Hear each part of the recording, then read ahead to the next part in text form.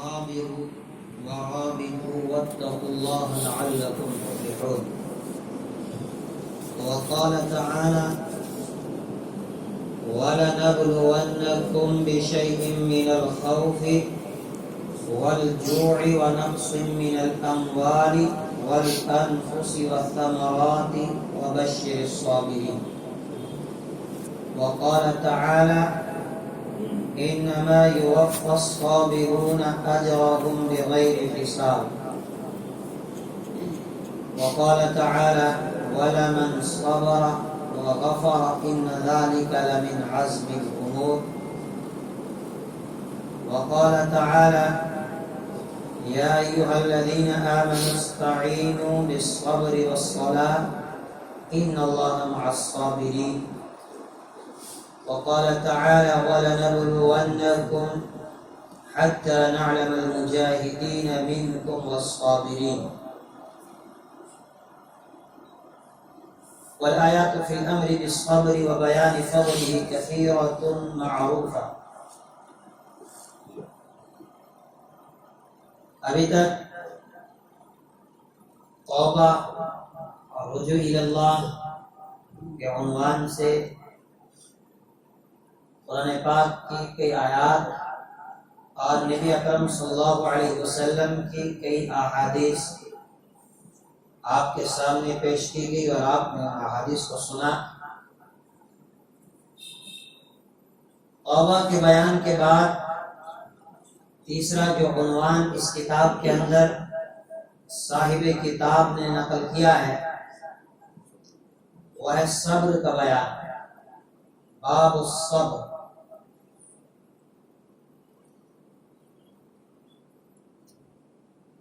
اس کے لیے قرآن پاک کی سورہ آل عمران کی آخری آیت اس کو پہلے نقل کیا. اس میں اللہ تبارک و تعالی ایمان والوں کو حکم دے رہے ہیں: یا ایھا الذین آمنوا اصبروا وصابروا ورابطوا واتقوا اللہ لعلکم تفلحون. اور ایمان والو صبر کرو، وصابروا ڈٹ جاؤ، استقامت اختیار کرو. صبر کے کیا معنی ہے؟ علماء نے 3 شعبے صبر کے بیان کیے ہیں، 3 قسمیں اس کی بتائی ہیں. ایک ہے صبر علی الطاعات، دوسرا ہے صبر عن المعاصی، اور تیسرا ہے صبر علی المصائب. صبر علی الطاعات کا مطلب کیا ہے؟ یہ اللہ تبارک و تعالیٰ کی اطاعت اور اس کی عبادت اور اس کی بندگی کے اوپر صبر کرنا، یعنی جو احکام اللہ نے اپنے بندوں کے لیے نازل کیے، جن کاموں کے کرنے کا حکم نبی اکرم صلی اللہ علیہ وسلم نے ہمیں دیا ہے، ان کاموں کے اوپر، ان احکام کے اوپر اپنے نفس کو جمائے رکھنا، اگرچہ نفس کو یہ باتیں کتنی ہی شاق کیوں نہ گزرے، کتنی دشوار کیوں نہ گزرے. نماز کا حکم دیا گیا ہے. اب ایک آدمی سردی کے موسم میں سوچتا ہے کہ کون ٹھنڈے پانی سے وضو کرے گا. نفس کے اوپر یہ بات بہت دشوار گزرتی ہے، لیکن نہیں، یہ وہ دشواری کو برداشت کرتا ہے. یہاں یہ صبر کر رہا ہے، اپنے نفس کے خلاف کر رہا ہے. نفس کچھ کہہ رہا تھا لیکن اس نے اپنے نفس کے خلاف کام کیا، وضو کیا، نماز ادا کی. گرمی کا موسم ہے، راتیں بہت چھوٹی ہیں، صبح فجر کا وقت ہے، نفس کہتا ہے کہ سو جا، کون اٹھے گا، لیکن اس نے نفس کے خلاف کام کیا نا، مجھے اٹھنا ہے، نماز ادا کرنی ہے. اور اب یہ اٹھ کے نماز ادا کر رہا ہے، گویا کہ یہ اپنے نفس کو اللہ کے احکام کے اوپر جما رہا ہے، اگرچہ وہ باتیں اس کے نفس کو بہت دشوار گزر رہی ہیں، بہت شاق اس کے اوپر گزرتی ہیں۔ دوسرا آیا صبر عن المعاصی، گناہوں سے رکنا، یعنی جن کاموں کے نہ کرنے کے، یعنی جن سے دور رہنے کا حکم اللہ نے دیا اور اللہ کے حبیب صلی اللہ علیہ وسلم نے ہمیں دیا ہے، جن کن کاموں سے روکا ہے ان کاموں سے اپنے آپ کو روکنا، اگرچہ وہ چیزیں کتنی ہی اچھی کیوں نہ ہو، وہ کتنی ہی لذیذ کیوں نہ ہو، نفس ان کی طرف بار بار مائل ہوتا ہو، تو اس چیز سے اپنے آپ کو روکنا، یعنی نفس کو اس طرف نہ جانے دینا، یہ آگے صبر عن المعاصی، یعنی گناہوں سے اپنے آپ کو یہ بندہ روک رہا ہے۔ اللہ نے منع کیا کہ بدکاری نہ کرو، کسی کی طرف غلط نگاہ نہ ڈالو، وقتی طور پر انسان کو لذت مل جاتی ہے، لیکن اس کا کتنا نقصان ہے اس کا اس کو اندازہ نہیں ہوتا ہے کہ یہ پہلے اپنے آپ کو کنٹرول کرتا ہے کہ نفس کو اس طرف نہیں جانے دے رہا ہے،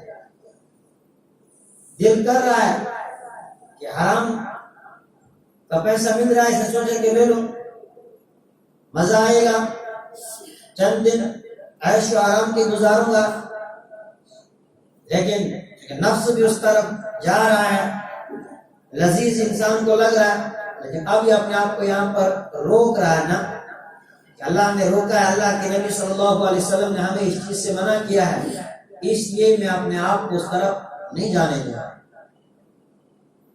تو جب انسان گناہوں سے اپنے آپ کو روکے گا تو یہ آ گیا صبر عن المعاصی۔ تیسری قسم آ گئی صبر علی المصائب، کہ انسان کو کوئی بھی پریشانی آئے، کوئی بھی مصیبت آئے، یہ دنیا ہے ہی پریشانیوں کا گھر، یہاں انسان کو پریشانیاں لگی رہتی ہیں، تو ایمان والے کے سامنے جب بھی کوئی پریشانی آئے تو ایمان والا اس کے اوپر صبر کرتا، اللہ کے فیصلے پر راضی رہتا ہے، یعنی زبان سے کوئی غلط بات نہیں نکالتا ہے، زبان پر کوئی شکوہ اور شکایت نہیں ہوتا ہے، خوشی ملتی ہے تو خوشی کے موقع پر اللہ کا شکر ادا کرتا ہے۔ تو یہ تین چیزیں صبر کے تعلق سے بیان کی گئی ہیں۔ ایمان والوں کو حکم دیا جا رہا ہے، پہلے کہا گیا آمنوا اصبروا، اے ایمان والو صبر کرو، تو اس صبر میں صبر علی الطاعات، صبر عن المعاصی، یہ چیزیں آ گئی۔ آگے پھر فرمایا وَصَابِرُوا، اب ڈٹ جاؤ، صبر کرو، یعنی اب دشمن کے مقابلے میں جب بھی کہیں اس کا دشمن کا سامنا کرنا پڑے، حالات کیسے بھی ہوں، وہاں جم جاؤ، مل جاؤ آپس میں، وَاتَّقُوا اللَّهَ لَعَلَّكُمْ تُفْلِحُونَ، اللہ سے ڈرو تاکہ تم کامیاب ہو جاؤ۔ اگر فلاح چاہتے ہو تو اس کے لیے صبر کرنا پڑے گا، تقوی اختیار کرنا پڑے گا۔ دشمن کے مقابلے میں انسان ڈٹ جائے، گھبرائے نہ۔ پھر اگلی آیت ہے سورہ بقرہ کی آیت نمبر 155، جو ابھی آپ نے نماز کے اندر بھی سنی۔ اس میں اللہ کہہ رہا وَلَنَبْلُوَنَّكُمْ بِشَيْءٍ مِّنَ الْخَوْفِ، ہم ضرور بے ضرور تمہیں آزمائیں گے کسی قدر خوف سے، وَالْجُوعِ بھوک سے، وَنَقْصٍ مِّنَ الْأَمْوَالِ مال میں کمی کر کے، وَالْأَنفُسِ جانوں میں کچھ کمی کر کے، وَالثَّمَرَاتِ پھلوں میں کچھ کمی کر کے، وَبَشِّرِ الصَّابِرِينَ صبر کرنے والوں کو خوشخبری سنا دیں۔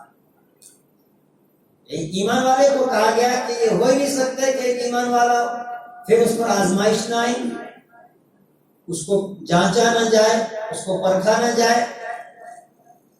نبی اکرم صلی اللہ علیہ وسلم کائنات کی سب سے عظیم ہستی، نبی اکرم صلی اللہ علیہ وسلم پر کتنے حالات آئے، کتنی مصیبتوں کا سامنا کیا اللہ کے نبی صلی اللہ علیہ وسلم نے۔ آپ نے خود فرمایا اخفت فی اللہ ما یخاف احد، کہ جتنا مجھے اللہ کے راستے میں ڈرایا گیا ہے، ماں اوذیت، جتنا مجھے اللہ کے راستے میں تکلیف دی گئی، وما یؤذی احد، اتنی کسی اور کو تکلیف نہیں دی گئی۔ حالانکہ کائنات کا ایک پورا نظام رحمت دو عالم صلی اللہ علیہ وسلم کے لیے سجایا گیا ہے، اور اس عظیم ہستی کو اتنی تکلیفوں کا سامنا کرنا پڑ رہا ہے۔ اللہ کہہ رہا ہے کہ ہم ضرور بھی ضرور تمہیں آزمائیں گے۔ الف لام میم، احسب الناس ان یترکوا ان یقولوا آمنا وهم لا یفتنون، کیا لوگوں نے یہ سمجھ رکھا ہے کہ انہوں نے کہا کہ ہم ایمان لائے تو بس اب ان کو یوں چھوڑ دیا جائے گا؟ نہ، یہ ہو ہی نہیں سکتا ہے کہ کوئی ایمان والا ہو پھر اس کو آزمایا نہ جائے، اس کو جانچا نہ جائے، اس کو پرکھا نہ جائے۔ کہ اس نے جو اللہ کے ساتھ وعدہ کیا کہ میں صرف ایک اللہ کو مانتا ہوں، اب اللہ اس کو امتحان لینا چاہتا ہے کہ میں دیکھوں کہ یہ سچ کہہ رہا ہے یا جھوٹ کہہ رہا ہے۔ یعنی اس کو اللہ ظاہر کرنا چاہتا ہے کہ کیا یہ اپنی اس وعدے پر خرا اترتا ہے یا یوں ہی اس کی زبانی باتیں تھی۔ کہا کہ وَلَنَبْلُوَنَّكُمْ، ضرور بھی ضرور ہم تمہیں آزمائیں گے۔ فرمایا آزمائشیں تو بہت ساری ہیں، کوئی بڑی آزمائش نہیں، ہلکی پھلکی آزمائشیں تو تمہارے اوپر آئیں گی۔ بِشَيْءٍ مِّنَ الْخَوْفِ، خوف کے ذریعے سے، دشمن کی طرف سے ایسے حالات تمہارے سامنے بن جائیں گے کہ ہر طرف خوف، ہر طرف ڈر، اب پتہ نہیں کیا ہو جائے گا۔ ایمان والا ایسے موقع پر صبر سے کام لیتا ہے، ایمان والا کہتا ہے کہ جو ہونا ہوگا دیکھا جائے گا۔ یہ سب اللہ کی طرف سے ہے اور اس کا رجوع اللہ کی طرف ہوتا ہے۔ صحابہ کے سامنے کیسے حالات بنائے گئے، کتنا ان کو ہراس کیا گیا، کتنا ڈرایا گیا، کتنا دھمکایا گیا، لیکن صحابہ نہ گھبرائے نہ ڈرے، نہ کوئی خوف ان کے سامنے آیا۔ انہوں نے جو مشن لے کر وہ اٹھے تو اس مشن کو آگے بڑھایا۔ نبی اکرم صلی اللہ علیہ وسلم کو کتنا دھمکایا گیا، کتنا ڈرایا گیا، اور کیسے کیسے حالات اللہ کے نبی صلی اللہ علیہ وسلم کے لیے بنائے گئے، لیکن آپ صلی اللہ علیہ وسلم نے ذرا برابر بھی حالات کی کوئی پرواہ نہیں کی، اپنے مشن کو لے کر چلے۔ تو ایمان والے کو قیامت تک کے لیے کہا گیا کہ یہ حالات صرف اس وقت نہیں بنے بلکہ قیامت تک اس طرح کے حالات ایمان والوں کے سامنے آئیں گے۔ ہم تمہیں آزمائیں گے، دشمن کی طرف سے ماحول ایسا بنایا جائے گا، خوف و ہراس کا ڈر پیدا کیا جائے گا۔ اس طرح موجودہ حالات ہیں، ہر طرف ایک خوف اور ہراس، اور ہر آدمی سوچتے کہ پتہ نہیں کیا ہو جائے گا، اور ہر آدمی سہما ہوا، ہر آدمی ڈرا ہوا ہے۔ تو جس انسان کے اندر ایمان ہوگا وہ آدمی ڈرتا نہیں ہے۔ خوف، ڈر، یہ ساری چیزیں اس کے نزدیک آتی ہی ہے۔ ایمان والے کہ یہاں تو ڈر ہے ہی نہیں، اس کے یہاں تو موت تو ہے کہ موت کو گلے سے لگائے گا، لیکن ڈر اور خوف کو اپنے قریب آنے نہیں دیتا ہے۔ تو اللہ کہہ رہا ہے کہ کچھ ہلکا پھلکا خوف آئے گا، لیکن ایسے موقع پہ تمہیں ثابت قدم رہنا ہے۔ کوئی ڈرائے گا تمہیں، دھمکائے گا تمہیں، میں ایسا کر لوں ورنہ یہ ہو جائے گا، ایمان والے کہتے ہیں کچھ نہیں ہوتا۔ والجوع، بھوک کی وجہ سے تمہیں آزمایا جائے، کبھی قحط سالی آئے گی، حالات ایسے تمہارے سامنے بنیں گے۔ ونقص من الاموال، کبھی تمہارا مالی نقصان ہو جائے گا، کبھی فصل میں نقصان ہوا، باغات میں نقصان ہوا، یا کبھی دشمن کی طرف سے ایسے حالات بنائے گئے کہ آپ کی فصلیں تباہ کر دی گئی، آپ کے باغات تباہ کر دیے گئے۔ یہ اللہ کی طرف سے آزمائش ہوگی کہ میرا بندہ ان حالات میں کتنا صبر کرتا ہے۔ والانفس، جانوں کے ذریعے آزمایا جائے گا، مختلف قسم کی بیماریوں کے اندر مبتلا کیا جائے گا، دیکھا جائے گا کہ یہ بندہ کتنا صبر کرتا ہے اس کے اوپر۔ والثمرات، پھلوں کے ذریعے سے، پھلوں میں تو ایک تو عام باغات ہیں یا پھلوں کے تحت مفسرین نے اولاد کو ملایا ہے کہ بعض مرتبہ کسی کی اولاد کا انتقال ہو جاتا ہے تو اس کے ذریعے اللہ اس کو آزمانا چاہتا ہے کہ آپ نے دیکھو اس موقع پر یہ بندہ صبر کرتا ہے کہ عزیز و اقربا، آپ کے چہیتے کا انتقال ہو جائے گا، اللہ کی طرف سے آزمائش ہوگی کہ اس موقع پر اب یہ جزا فضا کرتا ہے یا پھر یہ صبر سے کام لیتا ہے۔ اور ان تمام صورتوں میں جو صبر سے کام لے گا ان کے لیے فرمایا وَبَشِّرِ الصَّابِرِينَ، صبر کرنے والوں کو خوشخبری سنا دیجیے۔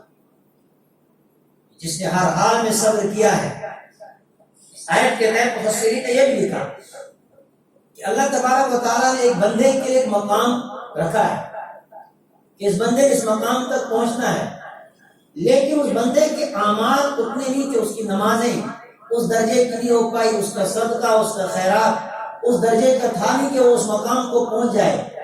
پھر اللہ تبارک و تعالیٰ اس کو امتحانات کے اندر ڈال دیتا ہے، آزمائشوں کے اندر ڈالتا ہے، پھر یہ صبر کرتا ہے اور صبر کا اتنا بڑھتا ہے کہ یہ اس مقام کو پا لیتا ہے، یہ اس مقام تک پہنچ جاتا ہے۔ فرمایا صبر کرنے والوں کو خوشخبری دے دیجیے۔ اور اگلی آیت میں پھر وضاحت سے بتایا، سورہ زمر کی آیت نمبر 10 ہے، انما یوفی الصابرون اجرهم بغیر حساب، کہ صبر کرنے والوں کو اللہ تبارک و تعالیٰ ان کا جو اجر دے گا وہ بے حساب۔ ایک روایت ہے، حضرت ابو قتادہ رضی اللہ تعالی عنہ اس کے راوی ہیں، وہ کہتے ہیں نبی اکرم صلی اللہ علیہ وسلم نے فرمایا کہ جب کل قیامت کے دن ایک نمازی آئے گا جس نے زندگی پر نمازیں پڑھی، اللہ اس کا بدلہ اس کو دے گا، اس کے لیے میزان لگے گا، اس کے اعمال کے حساب سے اس کو وزن کر کے اس کا ثواب دے دیا جائے گا، بڑھا کے ملے گا، لیکن ایک متعینہ مقدار ہوگی۔ پھر ایک حاجی آئے گا، اس کو حج کا اجر ملے گا، روزے دار کو اس کے روزوں کا اجر ملے گا، صدقہ خیرات کرنے والوں کو صدقہ خیرات کا اجر ملے گا۔ آخر میں پھر آواز لگ جائے گی صبر کرنے والوں، کہاں ہے صبر کرنے والے؟ جب وہ آئیں گے تو کوئی وزن نہیں بلکہ بے حساب ان کی طرف اللہ تبارک و تعالیٰ اجر کو اور ثواب کو بڑھا دیں گے، اور وہ لوگ جنہوں نے دنیا کے اندر عیش و آرام اور راحت کے اندر زندگی گزاری ہوگی، اب وہ بھی وہاں پر اس وقت افسوس کریں گے اور تمنا کریں گے، ہائے کاش دنیا میں ہمارے جسموں کو، ہمارے گوشت کو کینچیوں کے ذریعے سے کاٹا گیا ہوتا اور آج ہمیں صبر کا بدلہ ملتا کہ آج ہم بھی بے حساب یہاں سے اجر لے کر جاتے، کیونکہ ہر نیکی کے لیے اللہ تبارک و تعالیٰ نے ایک مقدار بتائی۔ ایک نیکی پر آپ کو 10 گنا، 10 سے لے کر 700 گنا تک، اور پھر اخلاص کی بنیاد پر اس سے آگے جتنا اخلاص ہوگا اس کے اعتبار سے اجر بڑھتا رہے گا۔ لیکن صبر کرنے والے کے لیے کہا ہے کہ یوفی الصابرون اجرهم بغیر حساب، جس کا کوئی پیمانہ نہیں، جس کا کوئی حساب نہیں، بے حساب اس کو اللہ تبارک و تعالیٰ عطا کریں گے۔ تو اس وقت عیش و راحت میں زندگی گزارنے والے بھی کہیں گے کہ کاش ہمیں بھی دنیا میں ایسا موقع ملا ہوتا کہ انسان اس پر پھر صبر کر لیتا۔ پہلے تو اللہ سے انسان مانگے کہ اللہ تبارک و تعالیٰ کسی آزمائش کا شکار نہ بنائے، کسی آزمائش میں مبتلا نہ کرے، اس لیے کہ آزمائشوں پر ڈٹنا، اس پر قائم رہنا ہر انسان کے بس کی بات نہیں ہے، یہ معمولی بات نہیں۔ اگلی آیت میں فرمایا ہے وَلَمَنْ صَبَرَ وَغَفَرَ إِنَّ ذَلِكَ لَمِنْ عَزْمِ الْأُمُورِ، سورہ شورى کی آیت نمبر 43 ہے، اس میں کہا گیا ہے کہ صبر کرنا، معاف کرنا، یہ ہر آدمی کے بس کی بات نہیں ہے، اس کے لیے ہمت چاہیے۔ پہلے تو آدمی کو اللہ سے مانگنا چاہیے کہ اللہ میں کمزور ہوں، کسی ایسی آزمائش میں مجھے مبتلا نہ کرنا کہ جس آزمائش کو مجھے برداشت نہ کر سکا۔ اور اگر آدمی کسی آزمائش کے اندر مبتلا ہو گیا، پھر بندہ اللہ سے دعا کرے صبر کی کہ اللہ مجھے اب صبر دے دے، اب مجھے استقامت اس کام پر عطا فرما۔ اب انسان اللہ سے صبر کی دعا مانگے۔ پہلے تو آدمی اللہ سے مانگے کہ اللہ کسی آزمائش میں مبتلا ہی نہ کرے، اس لیے کہ اس کو کہا گیا ہے کہ یہ جو صبر کرنا ہے یہ عام آدمی کے بس کی بات نہیں ہے۔ وَلَمَنْ صَبَرَ وَغَفَرَ إِنَّ ذَلِكَ لَمِنْ عَزْمِ الْأُمُورِ، صبر کرنا اور کسی کو معاف کرنا یہ ہمت